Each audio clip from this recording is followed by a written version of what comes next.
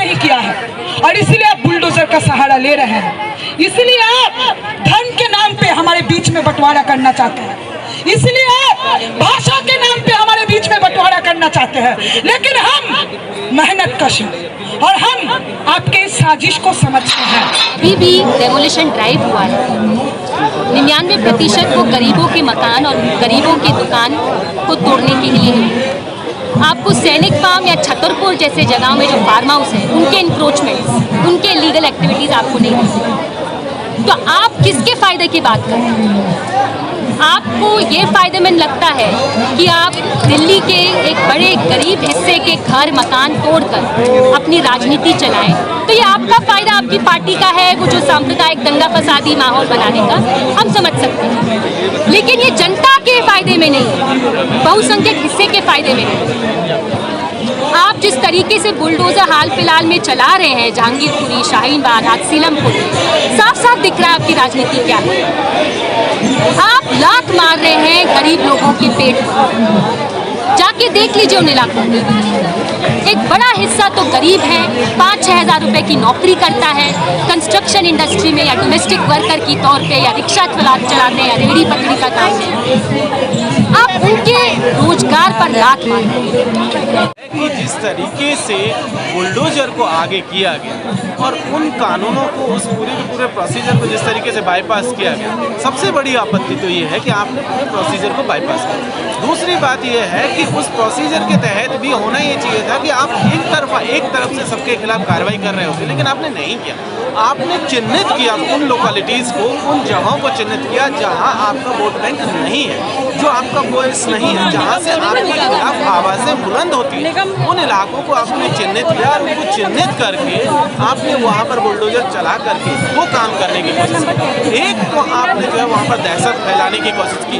आपको पता है कि आप 15 सालों से एनसीडी में रूल कर रहे हैं, आपको पता है कि किस तरीके का कंस्ट्रक्शन लीगल है और कौन सा इलीगल है। तो 15 सालों से आप क्या कर रहे हैं, जो पहला सवाल ये है। दूसरा ये कि क्या इलीगल कंस्ट्रक्शन सिर्फ और सिर्फ शाहीन बाग और जहांगीरपुरी में है?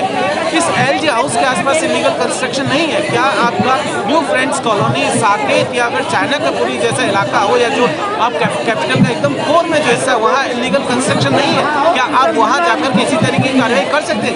नहीं कर सकते। आपने इसके जरिए एक काम ये किया कि एक तरफा कार्रवाई की, जो आपका अपोनेंट था उसके खिलाफ जाकर के कार्रवाई की। आपने डराने का काम करना शुरू किया। अच्छा नहीं, एलजी साहब को हम एक चीज़ याद दिलाना चाहते हैं कि साहब, आप दरअसल यहाँ पर सिर्फ बीजेपी के प्रवक्ता नहीं है, यहाँ पर सिर्फ आप बीजेपी को खुश करने के लिए नहीं बैठे हो। इस राज्य को, आपको इस कैपिटल को चलाने की जिम्मेदारी आपके पास है, आप उसके मुखिया हैं। आपकी जिम्मेदारी है कि इस देश के, इस राज्य के जो नागरिक हैं उनके साथ इक्वल ट्रीटमेंट हो। आप इस तरीके से नहीं कर सकते हैं कि एक के खिलाफ जब हमला होगा तो आप चुप रहेंगे, दूसरे के खिलाफ हमले होने पर आप बोलना शुरू कर देंगे। ये नहीं हो सकता है। आप जब यहाँ राज्यपाल हैं तो आप जैसे बीजेपी के राज्यपाल हैं, वहाँ वैसे ही जो गैर बीजेपी को जो मानने वाले लोग हैं उनके भी राज्यपाल हैं। तो ऐसे में ये जो पार्टीशन आप कर रहे हैं, ये जो डिवीज़न कर रहे हैं, ये डिवीज़न देश की पॉलिटिक्स के लिए ओवरऑल और इस राज्य के लिए और दिल्ली जैसे नेशनल कैपिटल के लिए बिल्कुल भी हेल्दी नहीं है।